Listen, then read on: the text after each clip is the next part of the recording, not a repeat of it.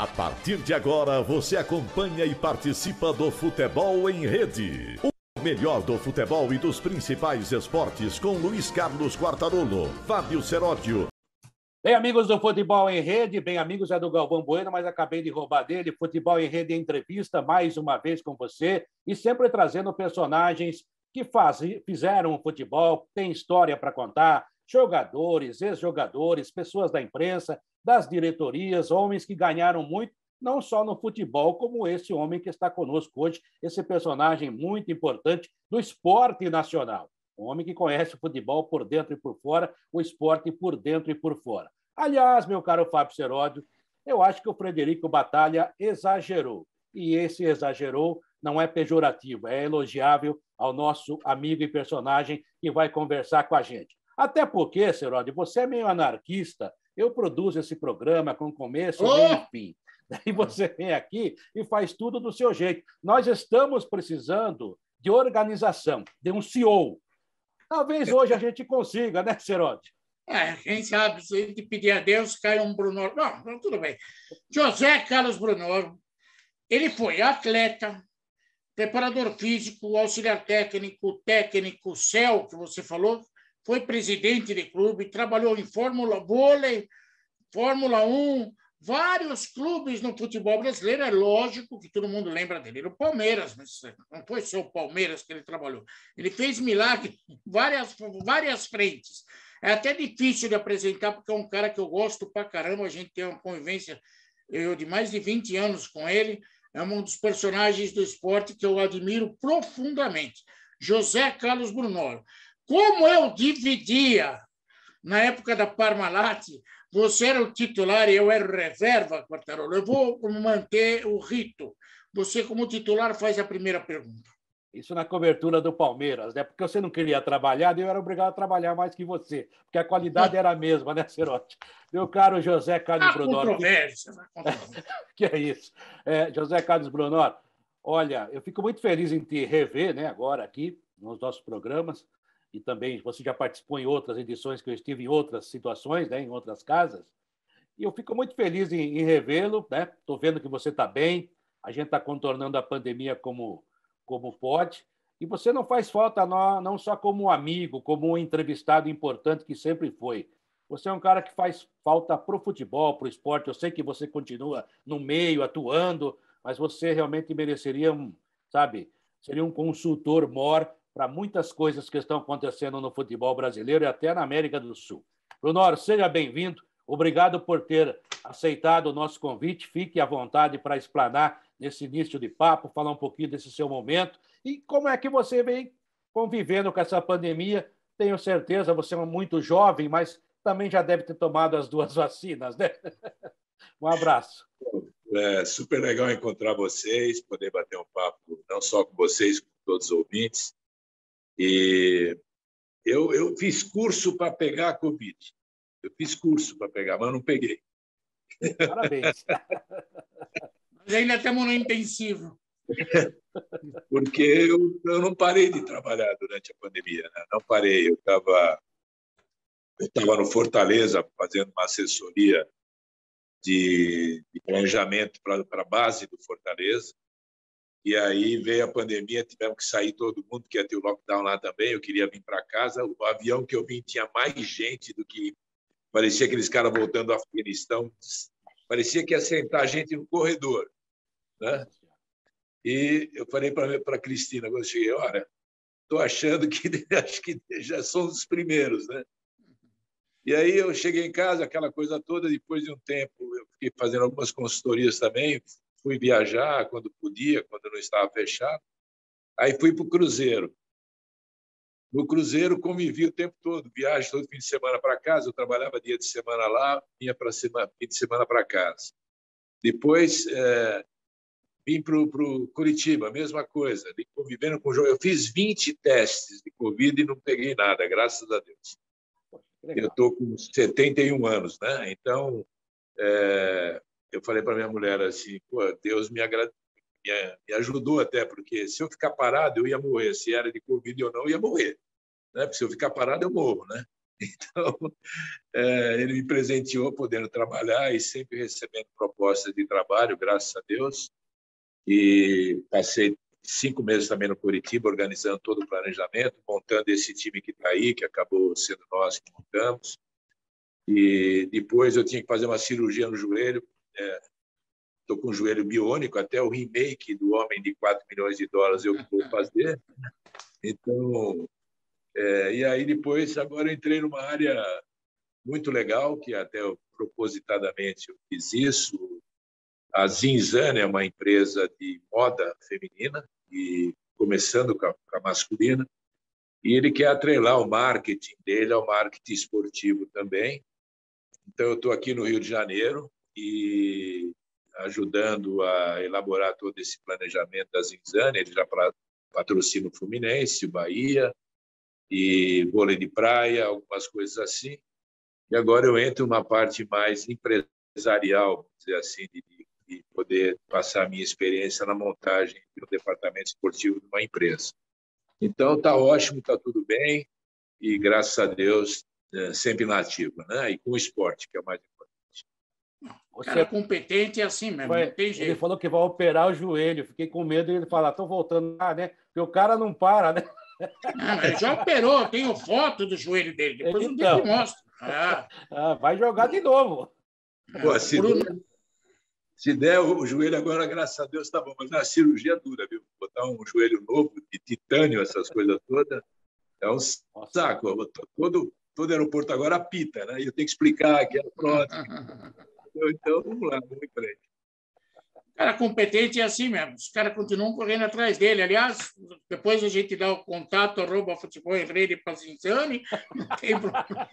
Aprendi com o Milton Neves isso. Mas agora, vamos falar um pouquinho da vida do Brunoro. O Brunoro, entre outras coisas, foi imbatível como técnico da Pirelli. Eu acho que o sentimento de a gente gostar de vôlei, pessoal da minha geração, se deve ao Brunoro. Ao time que, aliás, ele foi o técnico do Renan na Pirelli, não foi o técnico do Renan? Foi na Pirelli e na seleção também. Na seleção também foi técnico da seleção, disputou Copa do Mundo. Nossa, tem muita coisa dentro do vôlei para contar. Aliás, eu vi umas fotos, como era magro o Vincenzo Roma na época da Pirelli, viu? Nós também. Não, mas na época ele era magríssimo. E depois o Brunoro resolveu fazer loucura na vida e veio para o mundo do futebol. Brunoro, é lógico que todo mundo olha para você e lembra da Parmalat. A Parmalat Palmeiras é uma marca profunda na tua existência, Brunoro? Sem dúvida, sem dúvida. Primeiro, assim, eu nunca imaginei que eu fosse sair do vôlei, em primeiro lugar. Né? E quando veio o convite da Parmalat para mim ir para um projeto de futebol, né?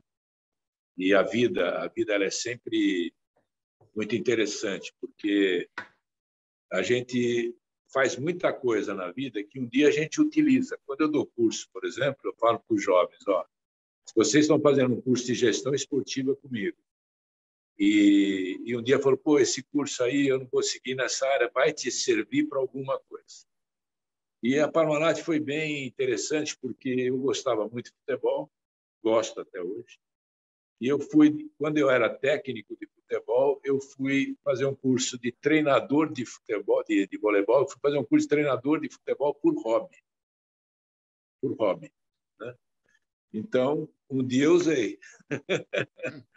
Então, assim, quando veio o convite, eu já fazia a gestão do clube da Pirelli, além de ser treinador.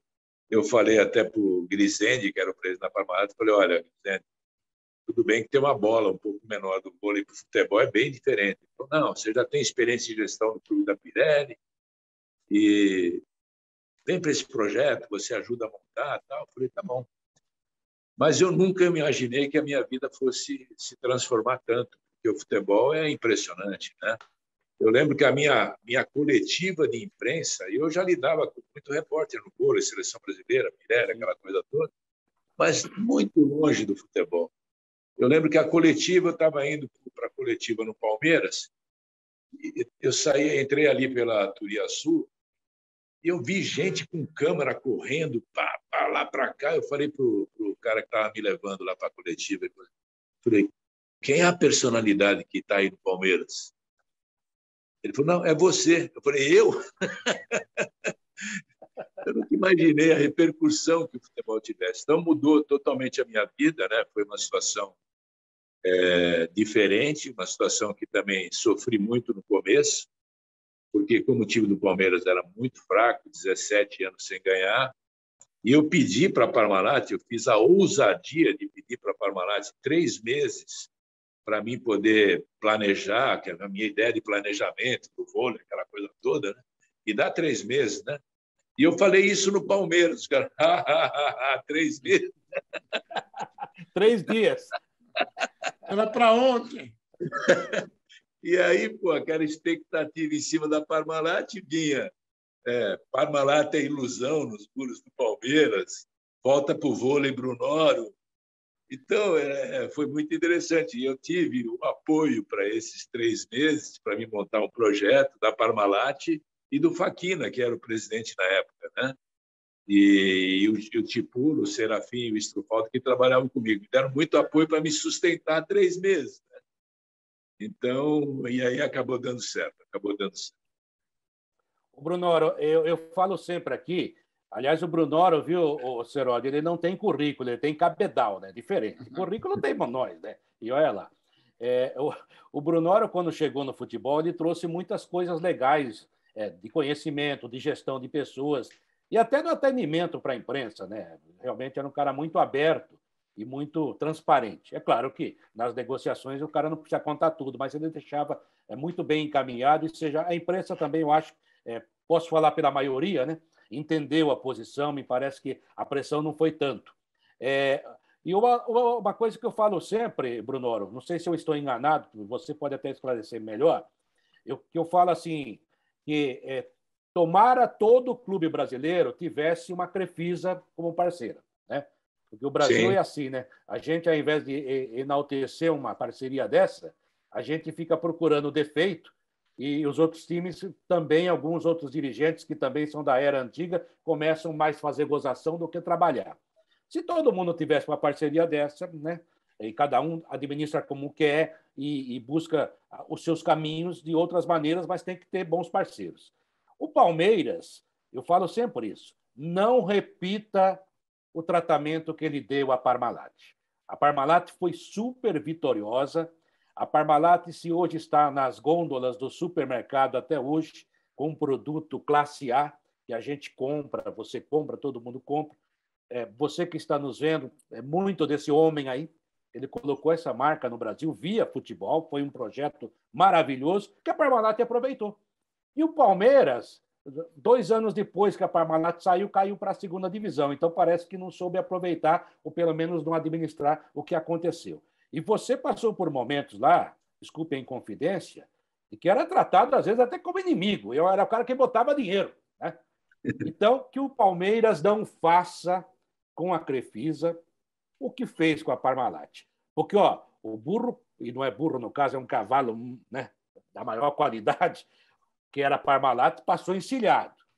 Montaram, ganharam umas corridas, mas podiam ter ganho mais.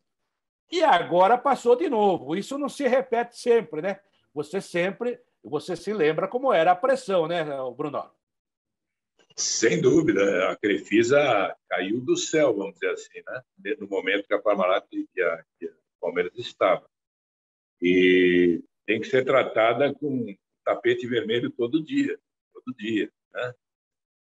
A discussão de que forma ela administra o Palmeiras ou não, esse é um outro porém. Cada um sabe os seus problemas. Eu não sei direito, por exemplo, como é que é a relação, mas, de qualquer forma, tem que ser super respeitada, tem que ser aquilo que eu falo, tá? É que você falou, tem que aproveitar e muito, porque, além de ser uma marca forte, é uma marca que tem atributos de gostar muito do Palmeiras. Né? Quer dizer, já dentro do sangue dela corre o sangue palmeirense.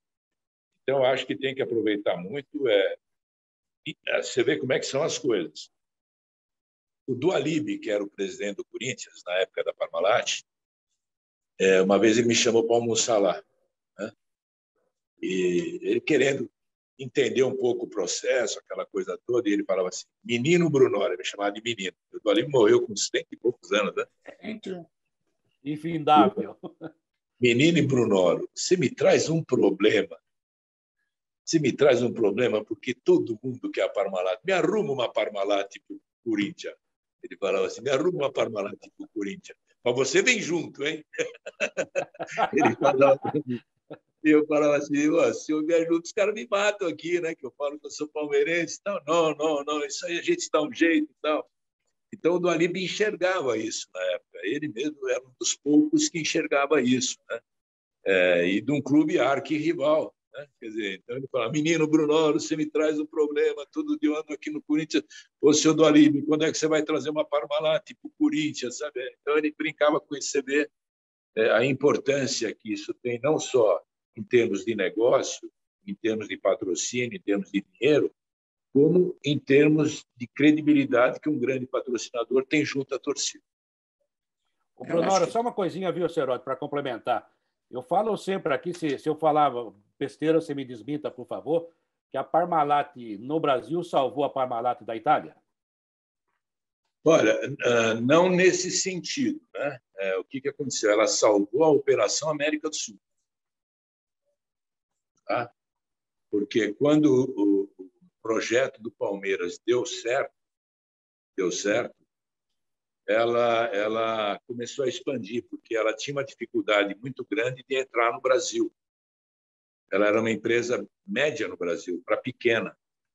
Quando aconteceu o fato do Palmeiras, ela começou a crescer. Teve uma época que ela superou em lembrança de marca o Leite Ninho.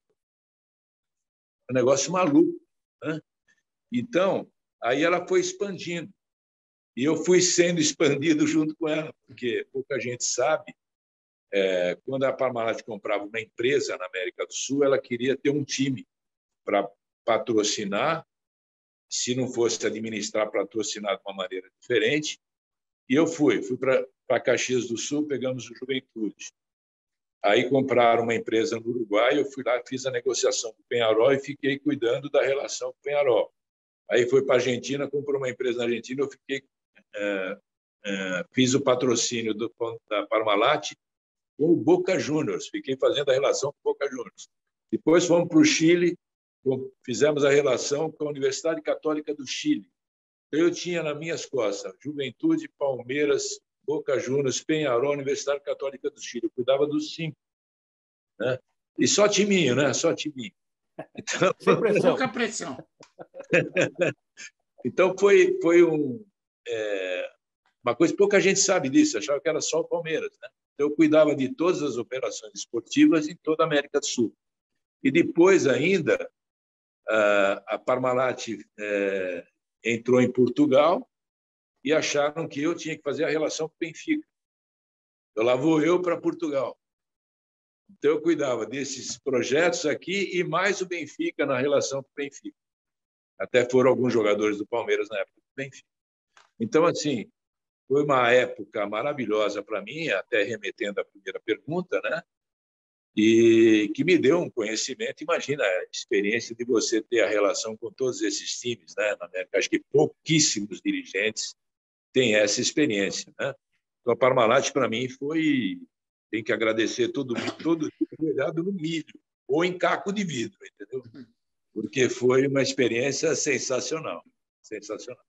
E olha, além de ser um trabalho vitorioso, histórico, o Brunoro acabou revolucionando a relação entre os dirigentes esportivos e a imprensa. Porque até então, Brunoro, eu não sei se já falaram isso para você, a relação era aquela pior possível, mais mentirosa do que verdadeira. E você foi um tipo de pessoa que tinha uma relação muito mais verdadeira do que mentirosa com a gente. Então, todo mundo tinha um carinho, um respeito por você enorme, você sabe disso, mas foi uma revolução. Se tivesse que eu postei um nome para a Liga de Futebol, eu diria José Carlos Brunoro. E está na cara, para mim, a minha opinião. Lançado. O que eu penso assim, até eu levei... Eu que criei uma assessoria de imprensa para o esporte amador na Pirelli. Não tinha. E eu levei o Luiz Carlos Esperandio, ele era um repórter do Diário do Grande ABC lá de Santo André. Eu falei, você não quer fazer um negócio diferente? vamos criar uma assessoria de um clube poliesportivo, papapá, e aí depois eu levei ele para o Palmeiras também. Mas a relação, praticamente, eu sempre digo o seguinte, o esporte ele é composto de várias situações que compõem o espetáculo, e a imprensa é um deles. Então, eu não posso, de maneira nenhuma, ficar o tempo todo brigando com a imprensa. O problema é assim, eu posso discordar, mas eu não posso destratar. É lógico que eu vou destratar quem vai falar mal do meu caráter, quem vai falar da minha vida pessoal, eu vou destratar. Agora, de eu ser criticado profissionalmente ou coisa do tipo, faz parte do nosso show, professor. Faz parte do nosso show. Até tinha, e até tem até hoje, né, redações de imprensa que elas são conservadoras, as outras são midiáticas, tem que criar polêmica e tal. Então, eu tentava entender cada uma delas para poder dar entrevista. Então, eu fazia assim, olha, essa eu sei que era um pouquinho mais polêmica, eu tenho que tomar um cuidado a hora que eu vou dar entrevista. Essa não, essa é um pouquinho menos. Mas tem que atender todo mundo, entendeu? E hoje eu acho muito chato algumas coisas que acontecem. As perguntas são repetitivas e as respostas a mesma coisa, entendeu? Então fica uma coisa totalmente fora do natural, né? Porque é tudo robotizado, né?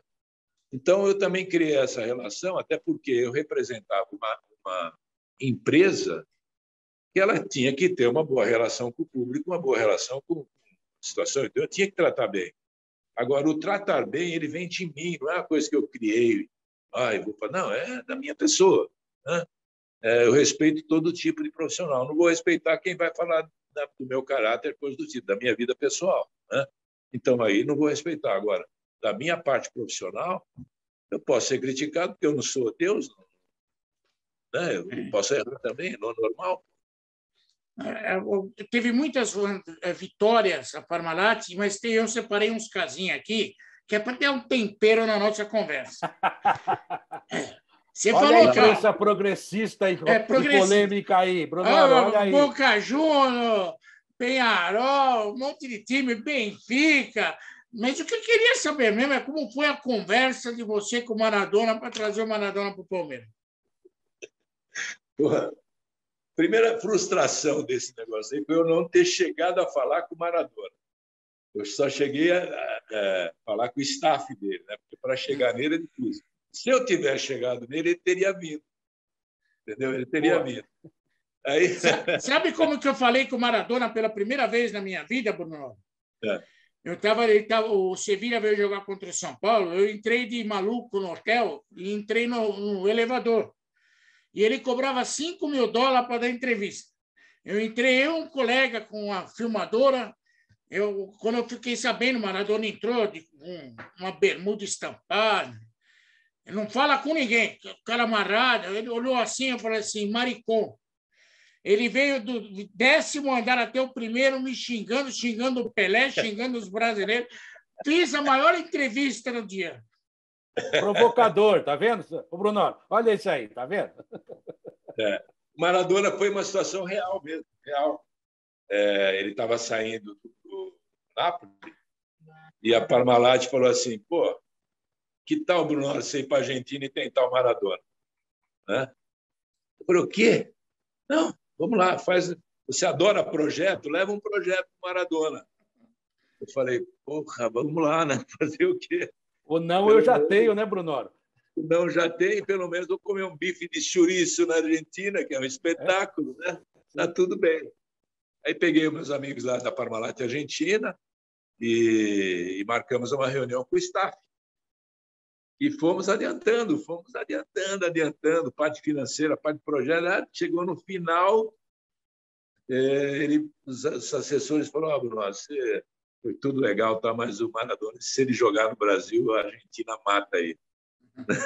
Se ele jogar aqui, os argentinos não vão perdoar, porque naquela época era muito mais rivalidade do que é hoje. Hoje tem um monte de jogador argentino aqui, né?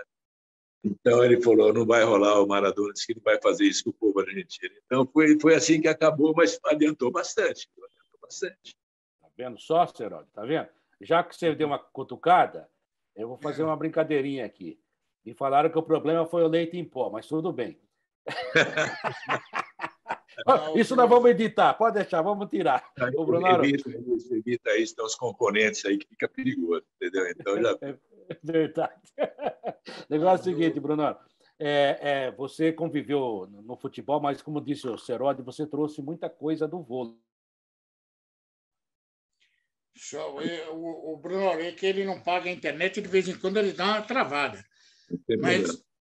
Mas ele volta, pode ficar sossegado que ele volta.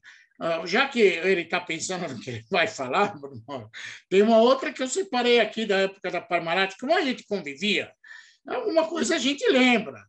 Como lembra, por exemplo, do Marcelo Bielsa. Você xingou muito o Marcelo Bielsa também, Bruno? Se eu xinguei, eu só tentei ele. Não, tentar eu sei que tentou, mas ele disse não. Você xingou ele porque ele era maluco, mas nem tanto. Não.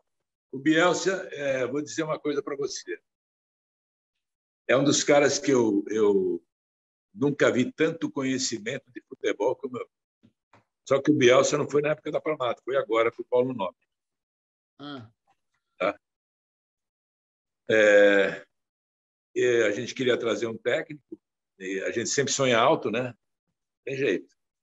Aí marcamos uma reunião com o Bielsa na Argentina. Eu reservei uma sala de hotel por 2 horas. E ele enrolando. Ele ficou, vai ter que ser tal dia. Ele enrolou 10 dias para marcar a reunião. Quando eu entrei na reunião, ele veio cheio de caderno, cheio de dados. E ele falou assim, espalhou tudo pela mesa. Eram todos dados do Palmeiras. Todos dados do Palmeiras. Ele tinha mais informação de juniores do Palmeiras que eu mesmo tinha. Entendeu? E aí vai e fala desse jogador, porque esse jogador não está jogando, qual a característica desse, qual a característica daquele. Eu falei, se eu soubesse, eu tinha trazido um monte de treinador aqui, eu não sou treinador, né? Pô. E aí, as 2 horas se passaram. Aí eu reservei mais 2. Né? E aí já estava nos finalmente, e aí ele falou, olha, eu tenho uma proposta da França, vou apagar o nome do time, que são esses valores. Vocês podem pagar? Falei, não. Não dá. Então, ele tinha um contrato, uma proposta, e falou, eu não vou poder trabalhar por menos na França, Europa, mas se vocês pagarem, sem dúvida nenhuma, eu vou. Isso foi no finalmente. E aí eu reservei mais 2 horas para ficar falando com ele de futebol, cara. Porque era sensacional, sensacional. Então, nós de 2 horas passamos a 6, foi uma conversa maravilhosa, as ideias dele, o que ele pensava, Então, foi um espetáculo. Isso é legal. Essa história eu não conhecia, não.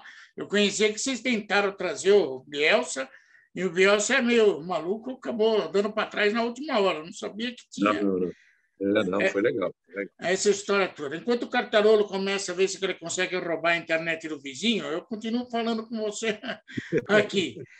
Brunoro, cá entre nós, você é um cara que fez história no Palmeiras. A história do Palmeiras acabou sendo, até certo ponto, uma cruz difícil de carregar para você, porque competente você é. Tanto é competente que você fez vários trabalhos mundo afora dentro do futebol também. Falou do Cruzeiro, falou do Curitiba, tem, Santos, Português, tem tanto lugar que você passou. Mas o fato de ter conseguido título, resultado, acima daquilo que era esperado no Palmeiras, de alguma forma foi uma cruz difícil de carregar? Não foi uma cruz, né? Porque eu, depois que eu saí do Palmeiras, eu fui para a Fórmula 1, fiquei 6 anos lá, e aí voltei. Eu achei que eu ia passar um ano sabático na Fórmula 1 para aprender também uma gestão hiperprofissional, acabei ficando 6. Né? E quando eu voltei, os grandes clubes, por achar que eu tinha uma relação muito forte com o Palmeiras, também não queriam me contratar. Né? E aí eu comecei a fazer trabalhos diferentes.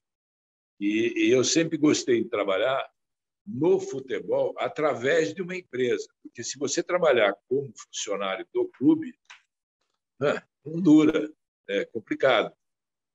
Então, o Abílio Diniz falou para mim: Bruno, você não quer? Eu tenho o sonho de criar um projeto diferente no futebol. Eu falei: eu tenho na cabeça. Ele falou: pô, o que é tal aí? Estava ele, o Soleiro e tal.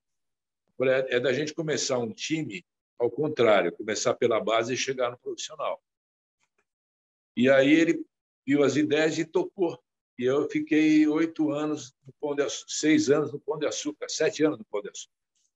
Criamos um projeto sub-15, sub-17, depois sub-20 e depois profissional, que foi um sucesso, que virou até Audax, tal, no Rio e em São Paulo.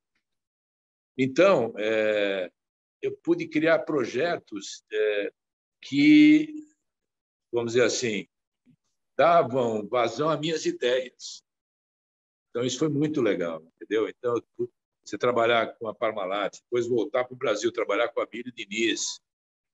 Então, para mim, foi sensacional, sabe? Foi diferente, mesmo que eu não tenha trabalhado em grandes clubes, assim, de marca, e o grande clube que eu voltei a trabalhar como funcionário de clube foi o Palmeiras, que foi dificílimo com o Paulo Nobre, não trabalhar com o Paulo Nobre, trabalhar na fase que nós trabalhamos, entendeu?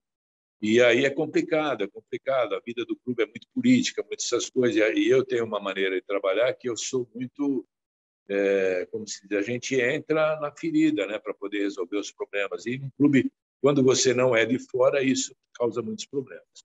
Então, assim, não foi um peso, não, foi uma coisa legal que me deu oportunidade de fazer coisas no futebol que eu sempre imaginei fazer e contribuir. Talvez se eu fosse trabalhar só em clube como funcionário, eu teria passado aí por 20 clubes e não ter feito nada, né? Você foi coautor de um livro sobre futebol profissional? Eu fiz um livro chamado 100% Futebol Profissional, junto com o... Oh, meu Deus! Meu amigo que até faleceu agora. Bom, depois eu lembro. E fizemos um livro junto para deixar um legado, mas ali era uma cartilha para você montar um departamento de futebol, né? Que a gente, quando escreve coisas desse tipo, tem coisas muito agradáveis. Eu fui dar uma palestra em Belém do Pará, e chega um senhorzinho muito humilde, e eu trabalho com escolinha de futebol, senhor. O senhor pode assinar esse seu livro, que é o meu livro de cabeceira. Olha que coisa linda. Legal. Né? Então, assim, são coisas que marcam a gente, né? Que é muito legal. Mas, Bruno, você acredita que a Liga um dia possa existir no Brasil? Não a Liga que, para mim, a Premier League na Europa, a Liga nem tanto, que tem mais problema do que solução na Liga. Mas a Liga de Futebol Profissional um dia vai vingar no Brasil? Porque agora os caras falam tão o problema do presidente. Eu acho que ainda não temos a grandeza de espírito para discutir o futebol sem puxar tapete para o seu lado. O que você acha? Bom, quando começou esse movimento da Liga agora, eu fiquei mais otimista. Até porque os clubes têm que ser reacionários ao modelo de futebol no Brasil. Tem que ser reacionário, né? Apesar de terem grandes cotas financeiras, ainda é bem pequena, não comparando com a Inglaterra, está outro papo, mas bem pequena do que pode gerar no Brasil. O grande problema disso tudo é o seguinte: liga, é união. O corporativismo, está todo mundo pensando a mesma coisa. Se essa liga contratar uma empresa especializada em organização, que não seja um dirigente de clube, presidente, que não seja um presidente de clube, não. Ele tem que ter um comitê que cobre esses profissionais. E esses profissionais têm que ir para a Inglaterra, têm que ir para a Espanha, têm que ir para a Itália, têm que ir para os Estados Unidos para ver como é que funciona. Não adianta pegar um cara daqui, se falasse assim, Bruno, você quer pegar a liga? Eu falo, não sei, eu preciso estudar muito a fundo. Eu preciso ir visitar, ficar lá, porque é uma coisa muito séria e que pode dar muito dinheiro. Então, tem que ser pessoas altamente capacitados. Aqui no Brasil, tem muita gente que se auto-intitula capacitada e não tem a humildade de querer aprender. Entendeu? Eu tenho 71 anos e fico na internet buscando curso para mim fazer. Entendeu? Por quê? Porque o mundo é muito rápido. Então, assim, eu passei 3 meses nos Estados Unidos, fui convidado para montar o departamento de futebol do Delta São Francisco, lá em São Francisco, na segunda liga dos Estados Unidos. Eu fui lá dar minha contribuição e saí de lá contribuído. Entendeu? Porque eu aprendi tanta coisa em 3 meses de Deltas que é sensacional, pô, sabe? Que eu falava, putz, que coisa bacana, tal. E um time pequeno que estava começando e foram me buscar para ajudar a montar o departamento de futebol. Então, assim, você imagina uma liga que pode ter no Brasil, da grandeza que ela pode ter. Nós temos clubes centenários, nós temos grandes equipes, nós temos tanto na Série A como na Série B, grandes equipes. Então, é a única solução, na minha visão, é a única solução para o desenvolvimento do futebol brasileiro. É a única solução. Se nós ficarmos com o sistema CBF mandando um pedaço, as federações mandando outro pedaço, e o terceiro pedaço é o clube, a gente não vai se desenvolver. Voltei, hein, Seródio? Paga, caramba, paga a internet. Eu avisei lá o banco, paguei, já paguei, tá aqui, rapaz. Mas que coisa. Roubei do vizinho agora, fiz um gatonete aqui. A internet realmente derruba a gente derruba a internet. Ô, Bruno, eu ia fazer uma outra pergunta, mas em cima disso que você falou aí, eu noto o seguinte, né? Talvez o Seródio até já tenha tocado nesse assunto, mas dizem que o futebol não dá lucro, né? Todos os clubes estão quebrados, com exceção de alguns que têm boas parcerias ou que buscaram uma alternativa maior para se equilibrar. Então, temos aí o Flamengo, na sua maneira, o Palmeiras, a gente já falou aqui, o próprio Atlético Mineiro, que a gente precisa conhecer melhor o que vai acontecer, mas claramente tem dado resultado de campo, inclusive, vão construir um estádio, tudo aquilo que a gente já sabe e que está aí à nossa disposição. Mas o que eu noto é que todo mundo diz que o futebol brasileiro, o futebol aqui no Brasil não dá dinheiro. Mas eu vejo cada transação que empresário leva 10, 12, 15 milhões de reais ou até de euros, às vezes, né? Parece que só não dá dinheiro para o clube, Bruno. Quartarolo, eu acho isso incrível também, desculpa, acho isso incrível. Eu não consigo entender uma empresa que fatura de 300 a 350 milhões de reais ano, tem alguns clubes aí até mais, dá prejuízo, não entendo. Então, assim, eu estive no Cruzeiro 3 meses. O presidente me chamou para me participar consultando os diversos departamentos. 1 bi de dívida, 1 bi. E pelas gestões passadas, não por essa gestão do Sérgio, a gestão passada.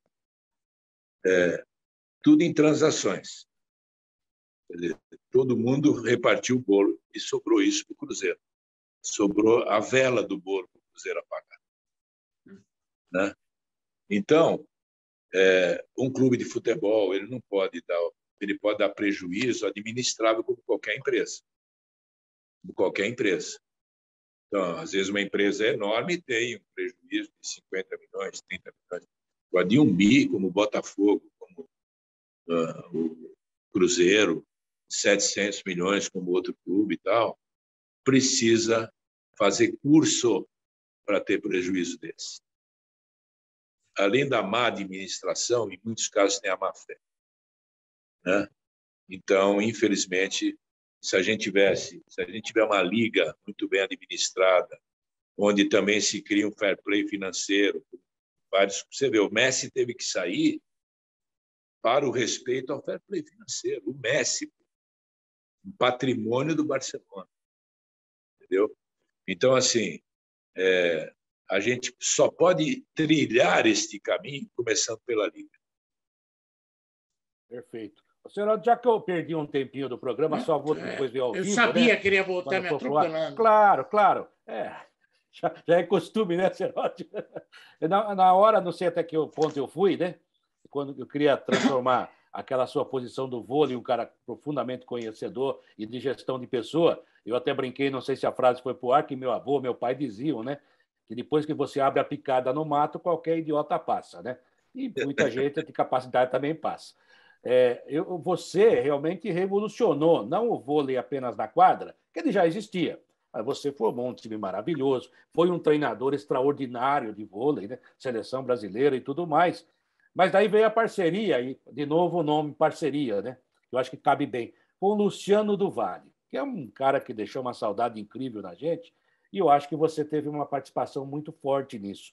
Eu queria que você falasse um pouquinho sobre isso, né? Porque, como você mesmo disse, agora você era só do vôlei. E depois que você veio para o futebol, as pessoas acham que você é só do futebol. Mas, na verdade, você tem uma participação muito efetiva de tudo que aconteceu no vôlei depois. Porque você realmente, como dizia meu avô, abriu a picada.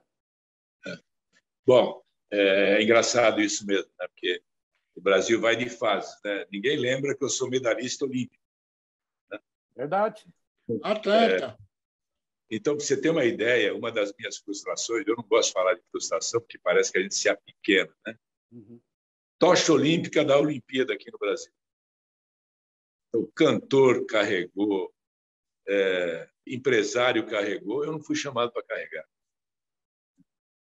Então, campeão pan-americano, medalha de bronze pan-americano, medalhista olímpico, eu vejo um monte de cara carregando e não tinha nada a ver. Então, essa é a memória que se tem do esporte brasileiro. O Brunoro é do futebol, acho que ele nunca ganhou esse troço aí, nunca fez nada.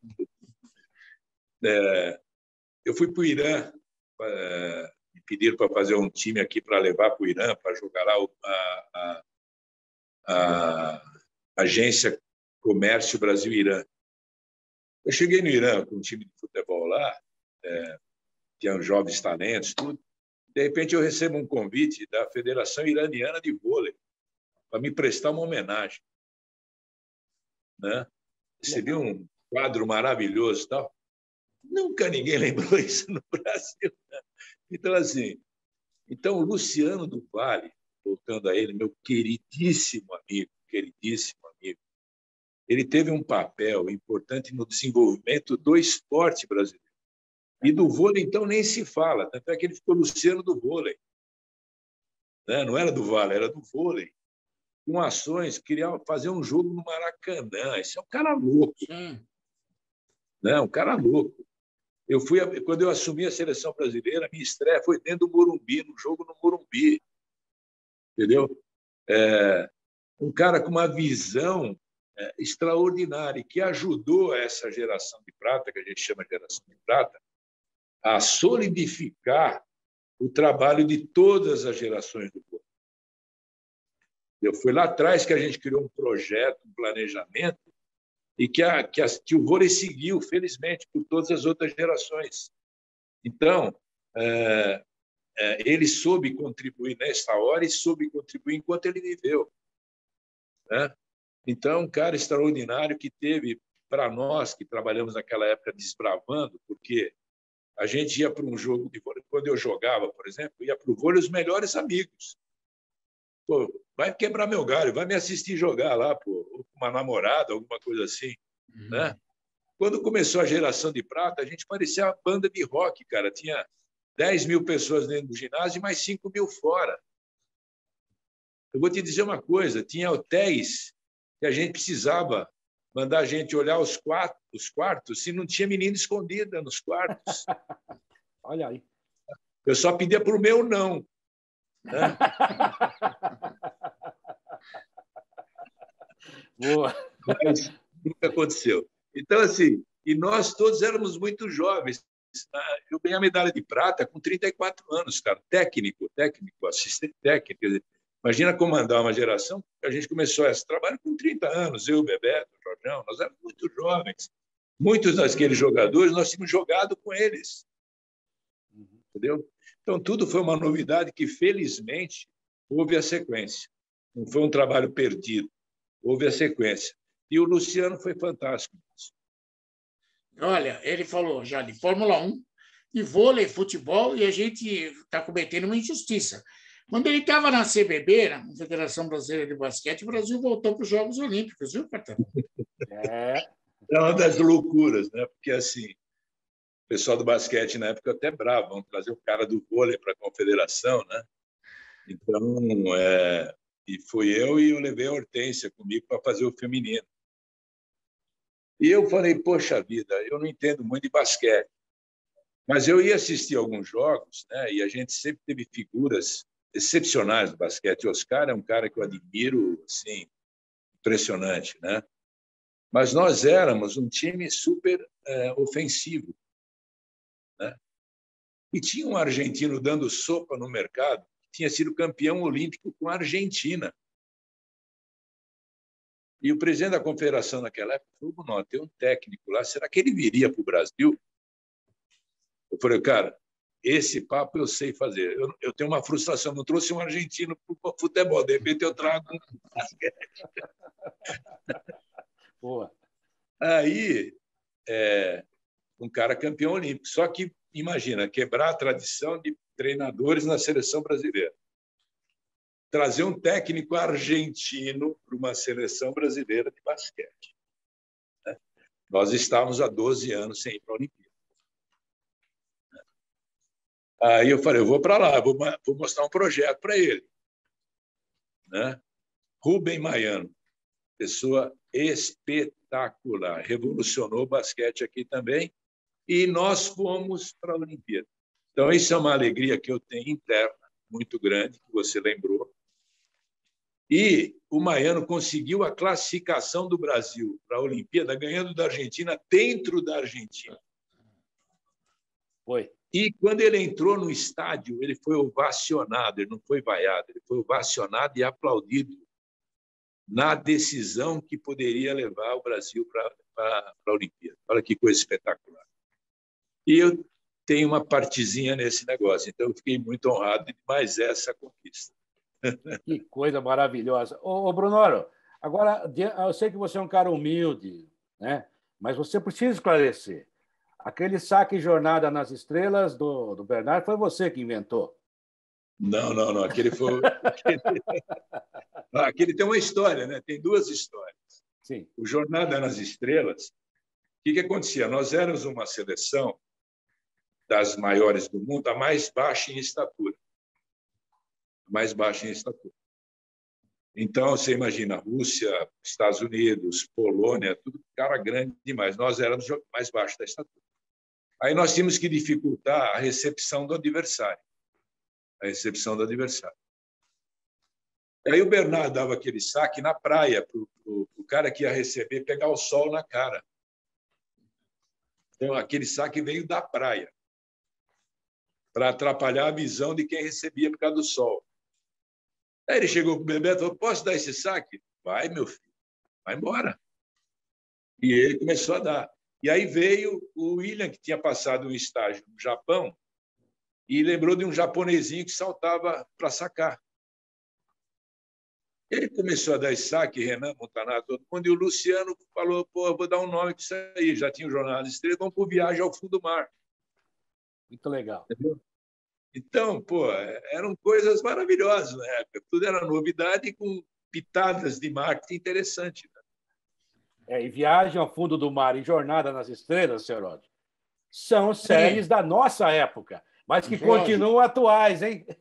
Verdade. E olha só, o Brunoro está contando, falou do Bielsa, que você estava escondido, falou agora do técnico argentino na seleção brasileira, falou dele na seleção brasileira de vôlei, lembrou um monte de coisa. E eu queria que você, Brunoro, falasse um pouquinho. Ele levou o Felipão para o Cruzeiro também. O Felipão, eu adoro o Felipão. Eu também. É um cara vencedor. Infelizmente, vai acontecer aquele desastre do 7-1. E ele vai ficar marcado para o resto da vida. Mas é um vencedor. Ninguém vai falar... Ninguém joga pedra em árvore que não dá fruto. Não é assim que nós descobrimos isso hoje? E ele não merece aquilo, não merece. É um cara trabalhador, impressionante. Sim, um cara sensacional. Mas eu queria que você contasse um pouquinho histórias de bastidores com o Bruno. Você tem alguma coisa que você guarda de bastidores que você morre de rir quando lembra?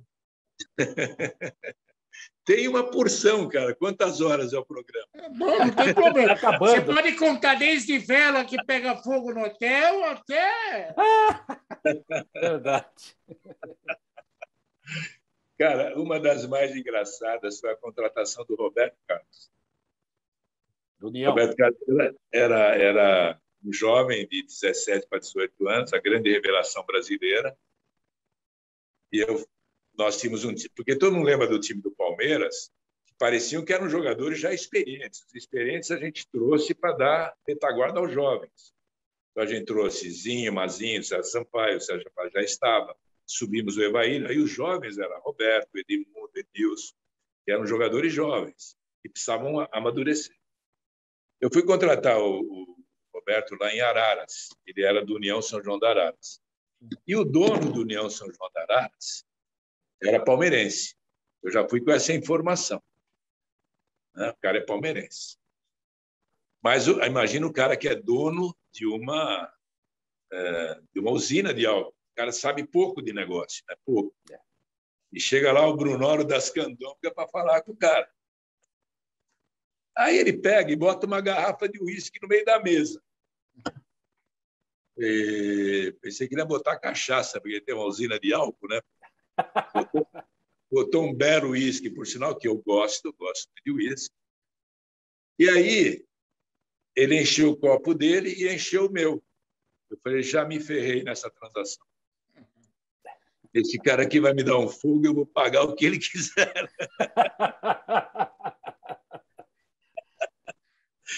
Eu falei, agora como é que eu vou fazer? Né? Não podia ser mal educado e não tomar com ele. Não, nós vamos tomar isso, a gente negocia e tal. E aí, meu chapa, aí ele chega, eu sou palmeirense, se tem um lugar que eu quero levar o Roberto, ele não pode ficar mais no União, tal. Mas também eu sou negociante, 30, pá, brindava. Eu tuf e ele tuf. Né? Eu falei, pô, o meu gole vai ser menor, cara. Vai ser menor, porque senão ele vai comprar a Parmalat e eu não vou comprar o Roberto Carlos. Aí ele esvaziou o copo dele, eu não esvaziei o meu. Então ele sempre um chorinho para mim, sempre um chorinho para mim. Cara, quando tinha matado a garrafa, já tinha matado a garrafa. Eu falei, eu não vou conseguir fazer negócio com esse homem. Cara. Daqui a pouco ele vai embora e eu não consigo fazer negócio com esse homem. Aí nós chegamos nos valores, ele já estava falando meio atravessado, e tinha lá o Lico, outros caras que eram diretor da União. Bom, chegamos nos valores. Minha palavra está certa, a do Brunoro está certa, e pum, debruçou na mesa. Debruçou, cara. Acabou a pilha do homem. Negócio fechado. Negócio fechado. Bom que ele não lembrou, ele pôs o número.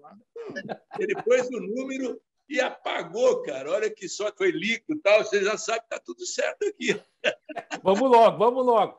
Agora, é Aldovílio Ometo, mas não é? Esse contrato aí e tal, e acabou. Pô, por 5 minutos eu não faço negócio, cara. Tá louco. E eu saí droga, porque o chorinho ali também me levou, né?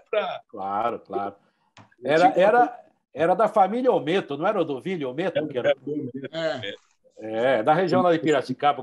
O cara riquíssimo. Agora, só para encerrar de minha parte, o meu caro Brunoro, o Roberto Carlos chega no Palmeiras, caipira como eu, né? Lá de Piracicaba, ele de Araras. Aí aquela primeira mulher dele, né? Agora já separou, queria voltar para Araras porque não se adaptava em São Paulo. Era um inferno. Aí o repórter fala para ela assim, minha senhora, se prepare que ele vai ganhar o mundo. E daí a senhora vai ter passagem para ir e voltar a hora que quiser. Ele falava assim, ela me enche o saco. Ela disse que vai levar meus filhos embora. Foi fácil contornar, ô Brunoro? Não, a gente tinha umas coisas assim diferentes, né? Porque a Parmalat tinha um outro estágio, né? Quer dizer, muitos jogadores, inclusive, iam porque é com o sonho de jogar no Parma ou jogar na Europa. Sim. Tanto é que existe, assim, que a Parmalat, ela atrapalhou o mercado, que ela começou a pagar muito pelos jogadores. Uhum. De salário, não. De salário, não. Ela pagou pelas transações. E não muito, porque ela tinha o dinheiro à vista para pagar e pagava. Uhum. E o salário era um salário de mercado que pagava em dia, não levava 120 dias para pagar. Sim. Né? Uma vantagem. Era uma vantagem, porque naquela época, 3 meses, você perdia o passe, porque naquela época era o passe. Sim. Então, se você deixasse pagar 3 meses de salário, o jogador não era mais do clube, ele ficava livre. Né? E até tem uma história rapidinha aí. O Zinho, por exemplo, quando veio para o Palmeiras, eu falava, eu preciso trazer agora que eu estou chegando só jogadores vencedores. O Palmeiras está perdendo há 17 anos. Eu preciso trazer cara que já ganhou. Não posso mais trazer cara que já perdeu, só cara que já ganhou. Porque você, quando quer crescer na vida, você tem que estar ao lado dos campeões, cara. Sim. Não adianta você tem que estar ao lado do tubarão, não da sardinha. Sim. Entendeu? É isso que funciona, entendeu? Tá certo. Então, assim, aí eu soube que, através de um empresário, que o Flamengo estava quase vencendo o 3º mês para pagar o Zinho.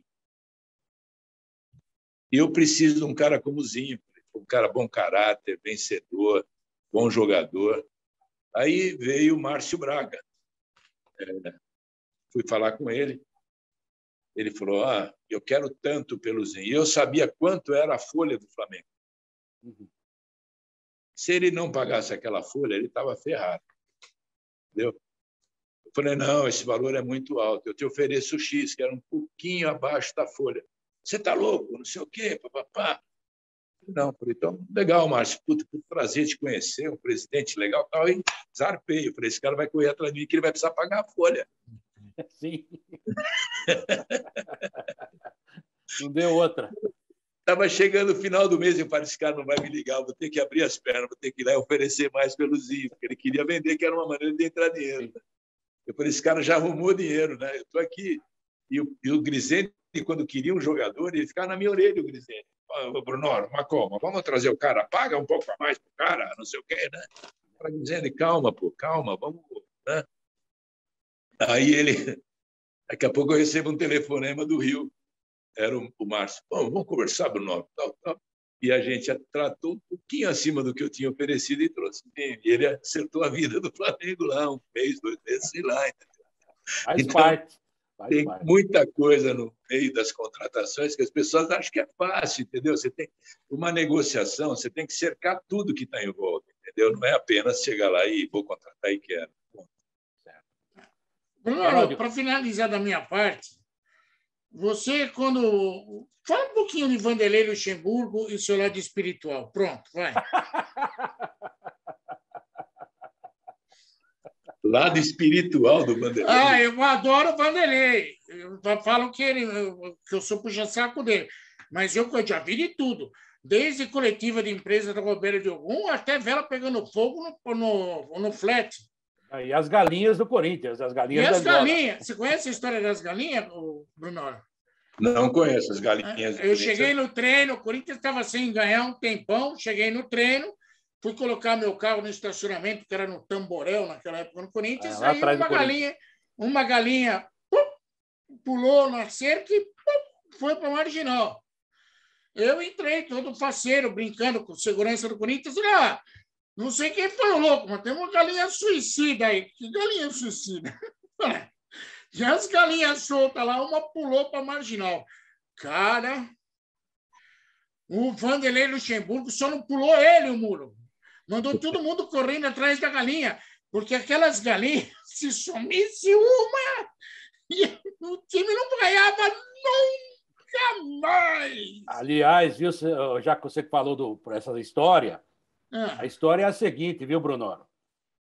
Cada gol que o Corinthians fizesse, tinha que comprar uma galinha da Angola. E a irmã dele era a mãe de santo, lá no Espírito Santo. E ela cobrou 15 mil reais por mês para fazer o trabalho. Aí o Cittadini apresentou a nota para o Dicklau, que era da MSI. Aí o Dicklau falou assim, não, eu não vou pagar essa nota aqui por mãe de santo. Daí o Cittadini foi genial, falou assim, o negócio é o seguinte, Lá nos Estados Unidos, vocês não têm nem 13º andar de tão supersticiosos que são. A nossa superstição aqui, meu, é essa. Ele falou, bom, se eu levar dessa forma, eles pagam. Pagaram. Aí, cara, o Vanderlei Luxemburgo foi demitido depois de um tempo, ganhou, e o Corinthians só ganhava de 5, de 6, era galinhada para tudo quanto é lugar. E aconteceu isso que o Cerotti falou. Quando eu invadia a Marginal, eles paravam a Marginal porque você mata uma galinha, já imaginou? Não acredito em bruxas, mas que há. Estava em dólar as galinhas. É. Aí o Pedrão, que era o gerente lá dos porteiros, quando o Vanderlei Luxemburgo foi mandado embora, foi falar com o seu Citadini. Ele falou, seu Citadini, estava a fim de levar algumas para ele, né? Ó, Vanderlei já foi embora, o que vamos fazer com essas galinhas? Falou assim, ó, Pedrão, se você quiser, eu compro galinha para você, mas deixa essas aí, deixa morrer no tempo. Não mexe com isso. O Vanderlei, quando chegou com aquelas golas grandes no Palmeiras, não teve nada assim de outro mundo, Bruno? Não, calma. Aliás, o Citadini era fantástico também. Fantástico. Né? Faz falta também, né? Boa gente também. Faz falta. O Vanderlei, quando eu contratei ele, cara, ele chega na reunião, fui para o Rio de Janeiro contratar ele, né? E ele chega na reunião de cabelo Black Power, ouro pra cacete aqui no pescoço, camisa de seda aberta. Eu falei, não. Parecia bicheiro. Empresa italiana, cara, imagina o negócio, cara. Eu falei, putz, grilo, que loucura. Teve outra história nessa contratação aí, foi interessante, acho que todo mundo já sabe, né? Do telhado, umas coisas assim, vocês sabem. Mas não sei se dá tempo de falar. Não tem problema. Pode falar, Bruno. Quando a gente resolveu contratar o Vanderlei, o Palmeiras queria um outro treinador que tinha sido campeão pelo Vasco. Nelsinho Rosa Martins. Eu queria o Vanderlei porque o meu projeto no Palmeiras era de ganhar um título em 3 anos. E como ele subiu o Bragantino nesse período, eu achava que era um estilo de trabalho que eu gostaria. E os dois moravam no Rio e a gente foi entrevistar os dois. Aí nós fomos entrevistar primeiro o Nelson e ele falou, olha, se apresentou, o time já era bom, né? O Parmalat já montada. Ele falou, eu estou com um problema aqui no telhado da minha casa e vocês precisam logo, eu não dá tempo de eu ir, que eu preciso arrumar o telhado da minha casa. Como é que eu vou fazer? Contrata um telheiro, pô. E aí, e até eu nunca contei essa história, até de preservar, né? Depois, um dia, eu encontrei o Nelsinho lá no Audax Rio e ele contou essa história para o coordenador do Audax. Falei, então, Nelsinho, eu posso contar para todo mundo, né? Que ele não tinha ido para lá porque ele estava com um problema no telhado da casa. Aí, quem queria o Nelson era o Palmeiras, eu queria o Vanderlei. Aí eu já olhei, o Tipulo estava comigo, olhei para o Tipulo, agora vamos esperar o Vanderlei. Aí o Vanderlei chega com esse negócio, cabelo Black Power, cordão. Falei, nossa senhora, o que eu vou fazer?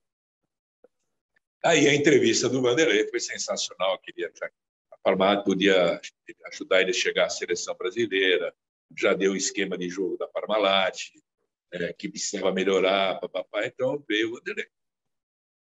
Aí eu falei, como é que eu vou falar para ele que esse ouro não está condizendo, essa camisa de seda não está condizendo?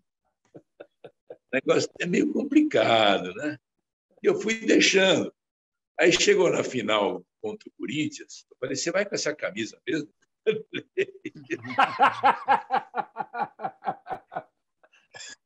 Pô, lógico que eu vou, essa camisa dá certo. O Dogum lá falou que essa camisa. Eu falei, mas se ganhar, depois você muda um pouquinho. Ele falou, tá bom. Agora, você, Bruno, você tem que ficar no vestiário desse jogo, no segundo jogo contra o Corinthians. Eu falei, mas como é que eu vou assistir o jogo do vestiário, cara? Não. Se eu descer do intervalo e tiver algum problema que você precise conversar com o jogador, você precisa estar lá. Não vai dar tempo de você chegar lá do camarote até aqui, o vestiário está lotado, esse troço, você fica aqui. Eu falei, como é que eu vou ver o jogo, Vanderlei? Se vira. Aí eu peguei aquelas televisãozinhas portáteis, assim, que pus um bombril na antena da televisão. E a gente começou a pôr vela para todo lado de Nossa Senhora, que era a padroeira lá do Palmeiras. Tal. E o Chiquinho era o massagista, o Chiquinho era o roupeiro. E o jogo dando certo. Quando terminou o jogo, eu vejo as velas tudo acabando. Acabou as velas. E nós vamos para a prorrogação, para o tempo extra. Eu falei, Chiquinho, se você não achar vela aqui no Morumbi, você está ferrado. Mas, Haroldo, eu vou achar vela agora aqui no intervalo. E um jogo com o outro, cara. Eu falei, não sei, Chiquinho. Vai lá falar com os caras do São Paulo, vai falar, não sei. Tem que ter vela aqui. A vela apagou e nós ganhamos o jogo, cara. Aí não era ele, era eu, o supersticioso. Cara, o Chiquinho saiu correndo branco, coitado. Eu não sei de onde apareceu tanta vela. Conseguiu? Consegui as velas. Não sei se ele roubou do Corinthians, o que ele fez, cara. Aí acendemos todas as velas. Falei, agora não perde mais, porque o Chiquinho achar a vela nesse momento, eu falei, não perde mais. Não perde. Não perdeu. Não perdeu. Olha cada história. Eu falo isso, mas eu adoro o Vanderlei Luxemburgo. Eu também. Sabe disso? Você também tem um carinho enorme por ele. Tomara dê certo no Cruzeiro. Tá lá, resolveu encarar a bomba lá, tomara dê certo. Cara legal, gosto muito dele. Mas eu tenho muita história com ele, sabe? Desde sair de gatinho no corredor do hotel. Não, chega, vamos para frente. O dia do fogo das velas, você sabe qual é o hotel, Bruno? Eu não vou te colocar em fria, mas era um flat, sabe? Aí ele botou as velas, tinha banheira, e ele botou as velas e esqueceu, baixou, caiu aquele, era uma cortina de plástico. Pegou fogo. E ele não sabia, minha mãe trabalhava no hotel. Aí daqui Hotel a pouco Samoa. minha mãe fala para mim, tiveram que chamar um corpo de bombeiro no quarto do Vanderlei Luxemburgo. Eu falei, cara, ficou doido. Ele quase pôs fogo no hotel. Vamos dar um abraço no grande Brunoro. Esse aí merece mais um monte de programa, né? Porque realmente tem muita história para contar e é a verdadeira história do futebol brasileiro. Brunoro, fico muito feliz em te ver mais uma vez, né? Suas histórias são maravilhosas, sua competência é indiscutível, né?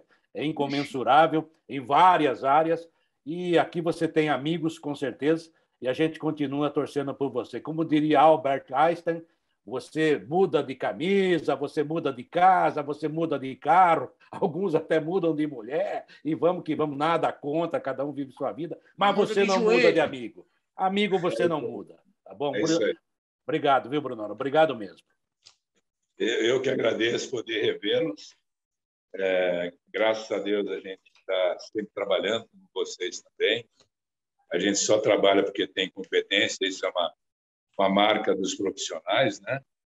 Eu trabalho também sempre para tentar deixar um legado. O esporte é uma das coisas que eu sempre procuro fazer. E fico feliz de poder estar ainda atuando, recebendo convites, né, o tempo todo.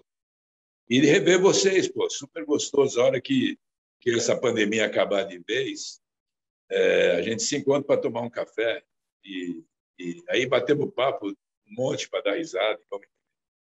Com certeza. Menos o uísque, né, Seródio? Menos o uísque. Até porque eu não bebo, mas a pizza... Eu levo o uísque e pronto. A pizza deixa comigo. Brunoro, um beijo no teu coração. Você sabe que você mora no coração da gente. Obrigado, viu? Valeu, Brunoro. Pode falar, Brunoro. Obrigado. Não, só agradecer e vamos em frente. Nós é que agradecemos. Esse José Carlos Brunoro, um homem do esporte brasileiro em várias situações, em vários segmentos. Você se lembra muito dele no futebol, principalmente essa nova geração, talvez a nova imprensa que está chegando agora. E é muito legal também que as coisas vão se renovando, mas a grande verdade é que um homem que é sinônimo de coisa que dá certo e coisa competente. Ele esteve conosco aqui no Futebol em Rede Entrevista. Mais um grande personagem para você. Valeu. Termina aqui o Futebol em Rede. No site futebolemrede.com.br você encontra muito mais informação e também está convidado a participar e interagir. Futebol em Rede.